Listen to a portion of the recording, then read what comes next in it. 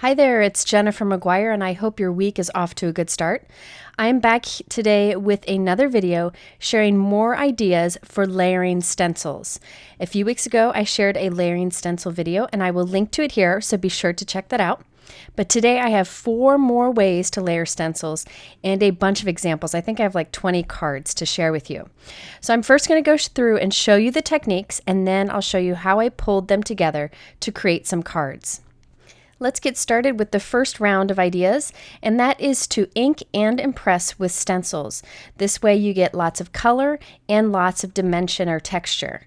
So you can see the texture on the background here. I have several examples to share with you.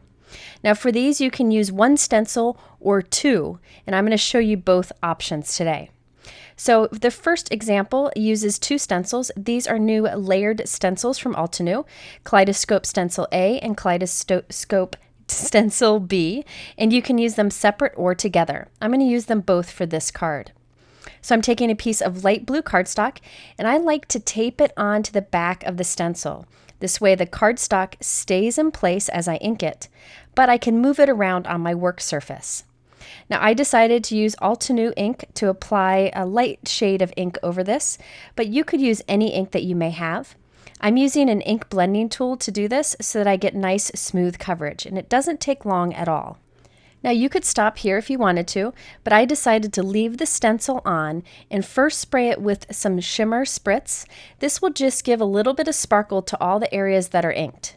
Now I hold the bottle about 2 or 3 feet up from my work surface and allow it to mist down so I get nice even coverage. I did dry this before I moved on to the next step. It's hard to see here, but anywhere you see the ink, there's lovely sparkle that shows when it catches the light. Now it's time to do the impression. To do this, I take my Big Shot machine and I set it to tab 1. This is what I normally use to do an embossing folder.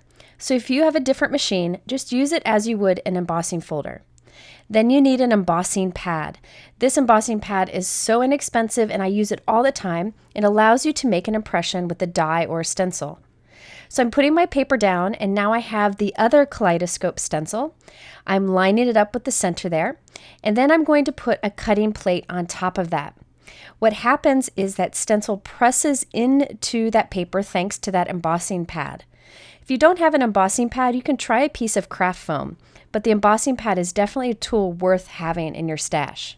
And here you can see the beautiful color and texture you get by layering stencils with inking and making an impression.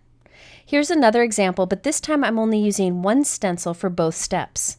This is the new Altenew Grid stencil, and I'm just going to hold it in place while I ink over it, and I'm going to leave the stencil in the same place.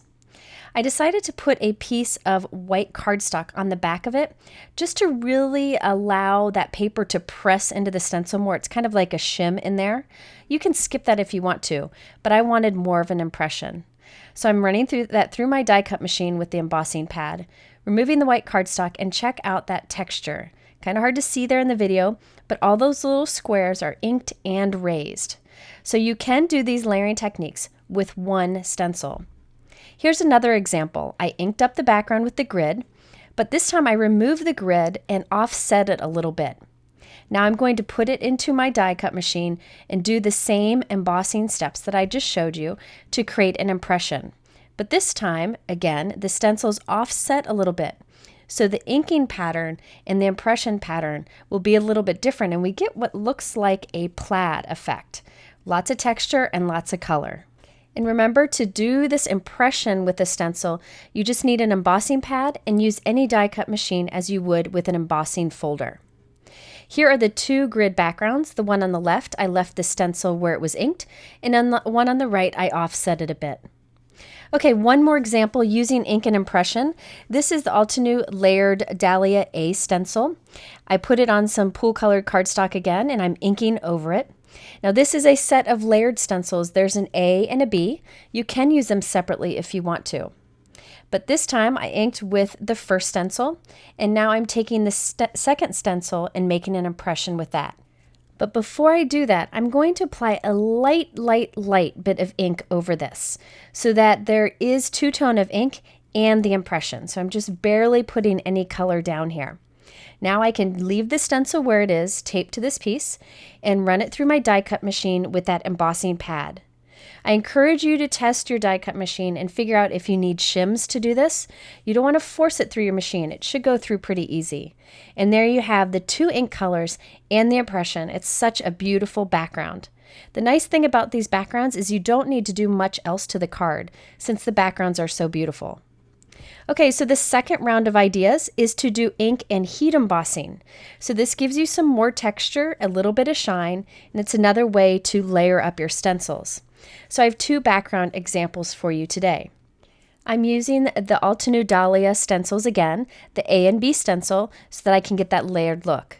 I'm first putting down a really light bit of ink over the stencil. I actually went back and added more color later on because I felt this was too light.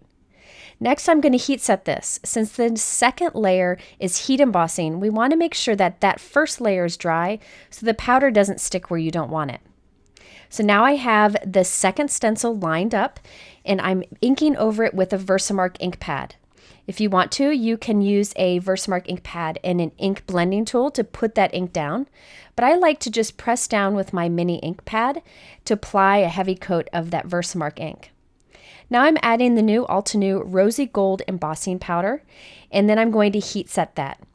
So anywhere I put that Versamark ink will have that heat embossing. And this is a beautiful rose gold color, and it works great with the colors that I chose for that background. So there you can see the shine you get by layering up your stencils to ink and heat emboss. I have one more example here. I'm using this same stencil. This time I use a slightly darker ink to ink that first layer. After I inked it, I went ahead and heat set it just so I was sure it was dry. Added that anti-static powder tool, which I forgot to do last time, and added the second Dahlia stencil. Again, I'm pressing Versamark ink over it, but this time I'm going to use like an iridescent shimmer kind of embossing powder, and this will give me a completely different look. So even though we use the same colors and the same stencil, by changing up the embossing powder I add, I can get a different look. The rose gold one from before had like kind of a classy finish to it. This one has a more intense sparkly finish to it. So it's nice while you have your supplies out to make a few different options. Okay, for the third set of ideas, this is to layer stencils by inking and then shifting or flipping or rotating your stencil and inking again. So I have a few different examples here. Now the great thing about these layered stencil techniques is you only need one stencil to do all of these. Okay, so for the first example, I'm using this really cool, clever new Altenew Cube Builder stencil. Now this one is meant to double ink, and I'll show you that. But you can do this with other stencils you may have. So I'm applying a light bit of blue ink over the stencil onto blue cardstock. And then I'm going to remove the stencil. Now notice I can just shift it and get a new pattern. But this stencil is meant to flip. And when you flip it, you get a really cool looking dimensional cube pattern. So I'm going to take that stencil, flip it over, and then line it up. It lines up very easy. And then I'm going to ink over that with a slightly darker blue ink. So for this particular one, I inked it up, flipped it, and inked it again. And look at this really cool effect. I can't wait to use this for a bunch of cards. Great for masculine cards or just a more geometric look. Here's another example for you. This is the Altenew Sketched Line Stencil. So I inked it up first for that first layer with a light blue ink. Then I'm removing the stencil and putting the same stencil back down, but shifted over a bit, just to kind of create a layered look. And then I applied a darker blue ink over that. So look at the stencils that you have. You can probably layer it up or get the look of layering with one stencil by just shifting it over. Here's another example. This is the Altenew Splatter stencil, another new one. This time I inked it up with a light blue, and then I just rotated it and put the stencil back down and inked it up again with a darker blue. So we get lots of layering going on in the background. So you can always ink once and then do another layer by rotating, flipping, or just shifting your stencil for this second layer. Okay, so we're on this fourth set of ideas, and this time the layering stencil idea is to ink and then add a medium over that. There are a bunch of different options. I'll show you one of my favorites today. This is a great way to get texture and often a bit of shine. So the medium I'm going to use today is Tonic Nouveau Mousse. This product is so much fun and there are many ways to use it. I'm going to show you a few of the different colors so you can see what they look like on light and dark cardstocks. So this is like a pearlescent medium. It has the consistency, I would say, of like a lip balm, and there are many ways you can apply it. Here I'm using my finger. In a moment I'll use an ink blending tool, but you could use a makeup applicator or even like a spatula to run it over the stencil and put down a thick layer. Now it dries with this beautiful shine, so you could even cover an entire background with this for a little bit of color and shine. If you do not have these mousse products, the techniques that I'm doing today, you can use an embossing paste or glitter paste, whatever you want for that second layer, but I really thought these would be perfect for this technique. By the way, check out this Indian gold, absolutely beautiful on that black cardstock. This gunmetal gray is also really pretty. Okay, so now that I've showed you what these look like, and by the way, they clean up off your hands nicely, I wanted to show you how I use them for the second stenciling on the backgrounds that we're creating today. So for this, I started with a light gray cardstock and I put down the first stencil and added a light purple ink over it. So I'm just putting down a light bit of color. Once I'm done with inking up that first layer, I'm going to remove the stencil and put down the second layer. Again, I'm using those Dahlia stencils and the A and B stencils that are meant to be layered together. So here I'm taking the second one, lining it up, and this time, instead of inking or embossing or doing something else, I'm going to apply the tonic mousse over this. The color I chose is the pure platinum color, and this will give a nice kind of silvery shine. Now you could use your finger or a spatula to apply this, but this time I decided to use an ink blending tool so that I could get really smooth, even coverage over that stencil. You could use a makeup applicator or even a paper towel to apply this if you want to. Also, a little goes a long way, so this little jar should last me for quite a while. Once I've covered the stencil completely, I'll go ahead and remove it, and you'll see that where I applied this product will have some shine on top of that color. It's so beautiful to catch in the light, and it gives that metallic feel. Remember, if I wanted a thicker coating, I could have just used a spatula to apply over it, and that would give me a thicker application. Okay, so I have one more background example to share here before we wrap the cards up. For this one, I inked with the stencil with purple ink, and I'm actually taking this same stencil this time and just rotating it a little bit and creating a new pattern over it. And then I'll tape that down and put the mousse over it. So this is an example of using one stencil and just rotating it a bit to get a new layered look. Again, I'm applying that same tonic mousse using that ink blending tool, and then when I remove it, I have a really cool shine. And I like how this looks different from different angles. It looks darker from some and brighter from some, depending on how you tilt it in the light. Okay, so now we have all these layered stenciled backgrounds created. It's time to pull them into cards, and I just wanted to show you the different elements I added to the different cards. So for the first card that we created today, the first background, this is where I inked it up with the stencil, then impressed with another stencil. Now this is probably my least favorite of all the cards, and I'm sharing it first for some reason, but all I did was die cut a heart from vellum, and then I white heat embossed this Crafty Friends sentiment from the All Too New Crafty Friends stamp set, and I added a few gemstones. I do like that texture and shine in the background. Okay, another background example using inking and impressing with a stencil is this one here. Wanted to show you how I created those die cut letters that say miss you. These are the Altenew inlay alphabet dies, and what I did is I cut 3 of each letter, and then I used my quickie glue stick to put a little bit of adhesive on top of one, and then pop the next one on top of it, so that I have 3 layered on top of each other. This does take a little bit of time, but not much, and having that dimension on those letters really makes a big difference when you're pulling these cards together. Now when I add them to my card, I just use a T-roller to kind of create a straight line across my card that helps me make sure that I'm lining up my letters perfectly when I glue them down. Now for this, I'm using the super strong multi-medium in the matte finish, so I can be sure those letters won't come off in the mail. And I always put something heavy on it while it dries so I can be sure that it's pressed down into that adhesive. So there is one example here. I do have a little heart die cut behind it that's cut from vellum. And I added some layered heart die cuts also. And then the stamp sentiment is also from this Altenew Crafty Friends stamp set. So you'll see I use this stamp set and these alphabet dies several times in this video. And by the way, if you're looking for creative ways to use alphabet dies, I'll link to a video here for you. Okay, now for the other inked and impressed backgrounds that I created, I used some more alphabet dies.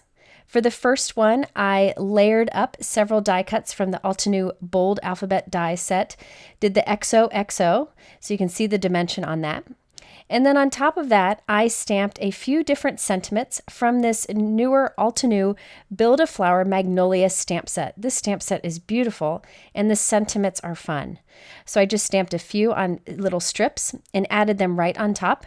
And I also added a few scattered hearts, and those are layered up also.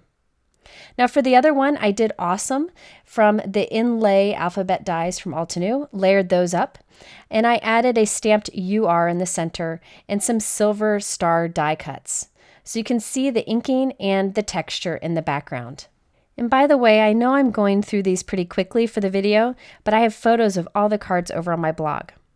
Okay, now we're moving on to the backgrounds that I created by inking and heat embossing the layered stencil. Here's the first one that has the rose gold heat embossing powder on it.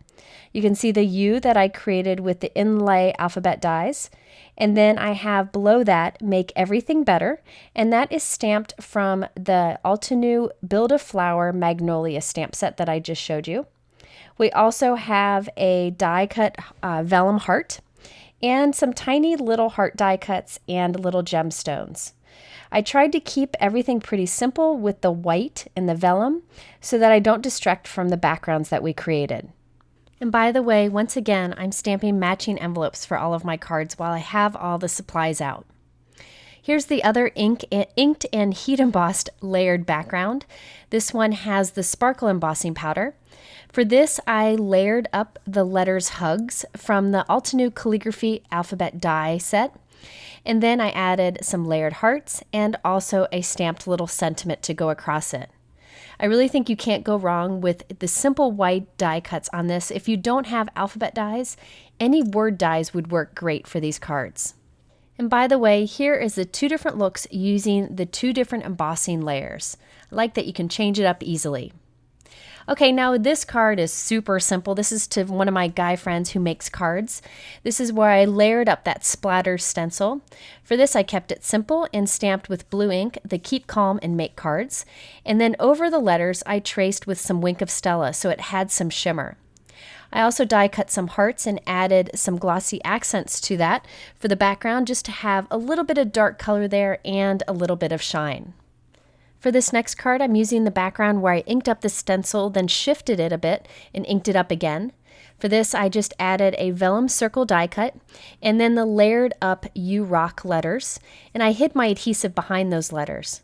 I also added some silver glitter star die cuts just for little accents. This one's fun. This is that ink cube background stencil. I used the Altenew Bold Alphabet dies to just layer up that high die cut in the center. And then I used the Altenew Engineer's Rules stamp set. This is a great stamp set for nerds like me, so all I did was stamp the Thank You for Being Awesome from this set and glued that right on top of the high die cuts and added some silver glitter stars around that. I also white heat embossed that same sentiment on a bright blue envelope, and so it matches perfectly.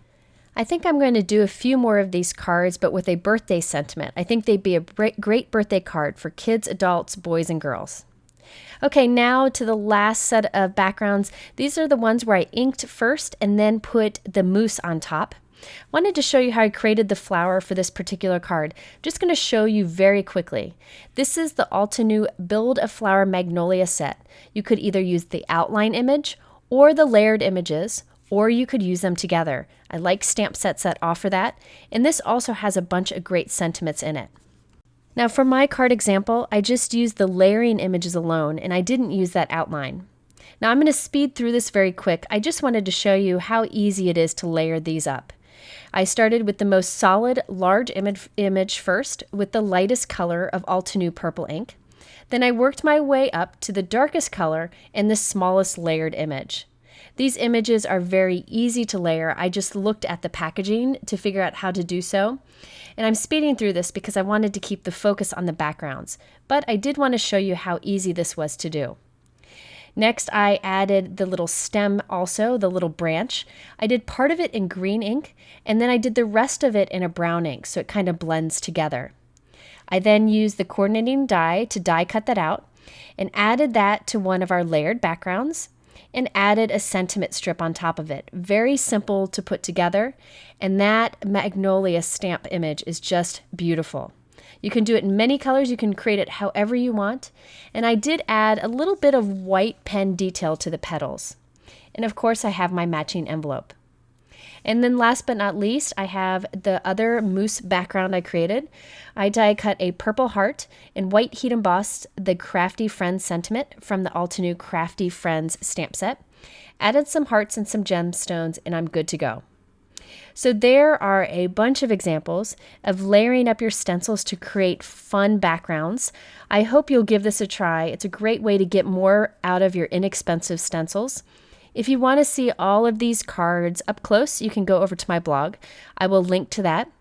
Also, all the products I use are linked in my YouTube description below if you want to check those out. In the middle are a couple other videos you might be interested in, including more ideas for layered stencils and also more ideas for alphabet dies. Thanks for watching. I hope you'll come back soon and have a great week.